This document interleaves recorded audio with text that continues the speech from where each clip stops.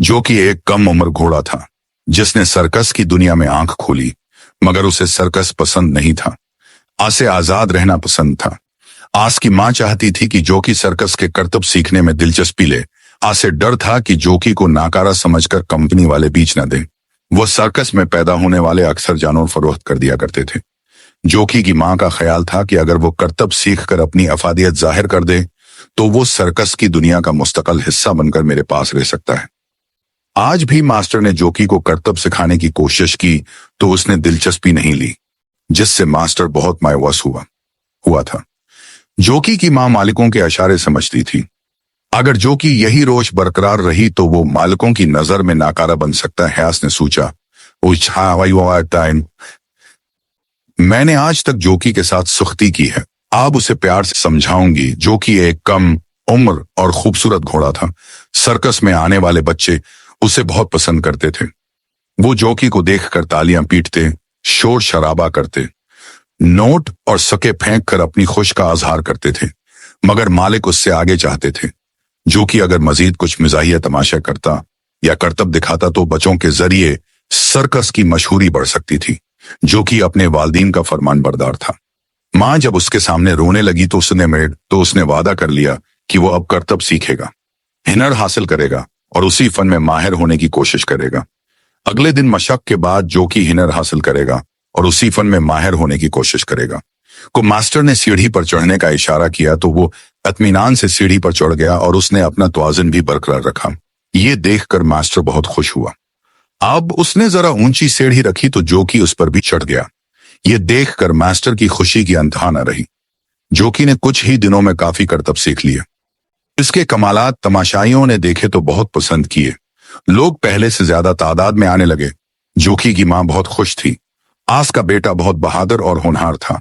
आप दोनों मिलकर मैदान में उतरते थे। आखिर सर्कस तमाम हुआ और कंपनी वालों ने दूसरे शहर जाने के लिए तैयारी शुरू कर दी। इस मर्तबा कंपनी ने जिस कस्बे में डेरा जमाया था उसके नजदीक ही एक घना जंगल था। जोकी ने जंगल का सुना तो उसने जंगल की सैर की ठान ली। कंपनी वाले खेमे लगा रहे थे, सामान इधर उधर कर रहे थे। जोकी ने मौका देखा और इस्तबल के अकबी रास्ते से निकला और जंगल की तरफ रवाना हो गया। बहुत देर चलने के बाद वो जंगल में दाखिल हो गया। जंगल का अलग ही नजारा था। जोकी तो जैसे पागल ही हो गया। अभी वो फितरत के नजारों से पूरी तरह लुत्फ अंदोज भी नहीं हुआ था कि उसे अपने नजदीक एक आहट महसूस हुई। उसने मड़कर देखा तो दहिल कर रह गया।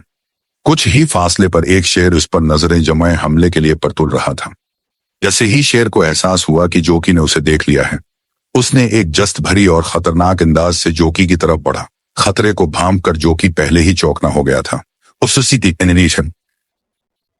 उसने भी दूसरे लम्हे मुखालिफ समत में छलांग लगाई और तेजी से दौड़ा, मगर शेर लम्हों में उसके करीब पहुंच गया और उसने रफ्तार तेज की। जोकी ने खुद को बचाया और सामने आने वाले दरख्त पर चढ़ता चला गया।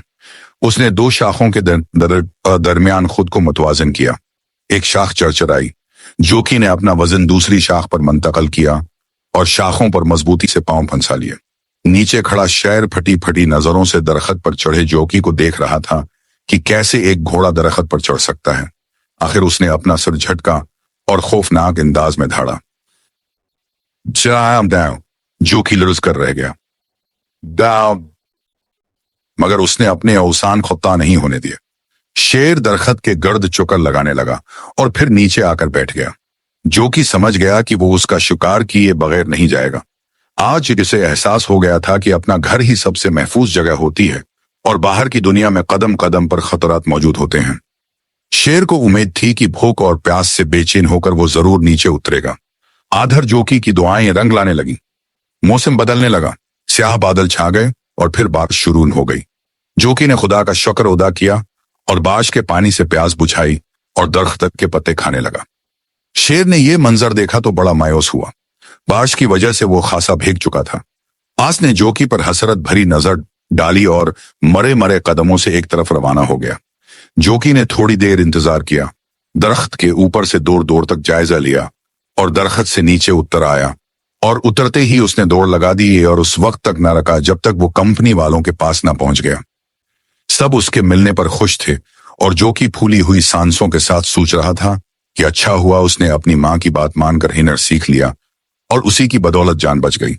बुजुर्ग सच ही कहते हैं, हिनर कभी ना कभी जरूर काम आता।